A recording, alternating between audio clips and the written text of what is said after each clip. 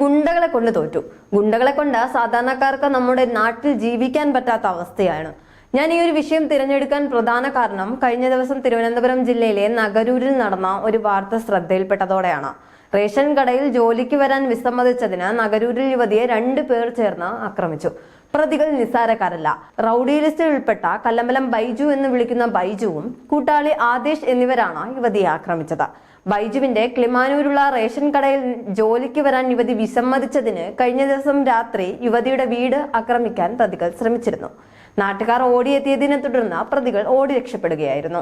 ഇന്നലെ ഉച്ചയ്ക്ക് ആലംകോട് വഞ്ചൂർ ബസ് സ്റ്റോപ്പിൽ വെച്ച യുവതിയുടെ കയ്യിൽ കടന്നു പിടിക്കുകയും യുവതിയുടെ കുട്ടിയെ എടുത്ത് കടന്നു കളയാനും പ്രതികൾ ശ്രമിച്ചിരുന്നു. വിവരമറിഞ്ഞെത്തിയ പോലീസിനെ കണ്ട ഓട്ടോറിക്ഷയിൽ കയറി രക്ഷപ്പെടാൻ ശ്രമിച്ച പ്രതികളെ ബലപ്രയോഗത്തിലൂടെ പോലീസ് കീഴ്പ്പെടുത്തുകയായിരുന്നു.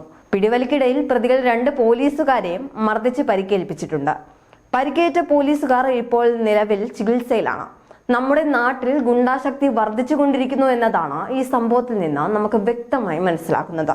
നമ്മുടെ സമൂഹത്തിന്റെ സമാധാനവും സുരക്ഷയും തകർക്കുന്ന ഇത്തരം പ്രവണതകൾക്ക് നിയമം ശക്തമായി ഇടപെടുകയും കുറ്റക്കാരെ കർശനമായി ശിക്ഷിക്കുകയും ചെയ്യേണ്ടത് അനിവാര്യമാണ്.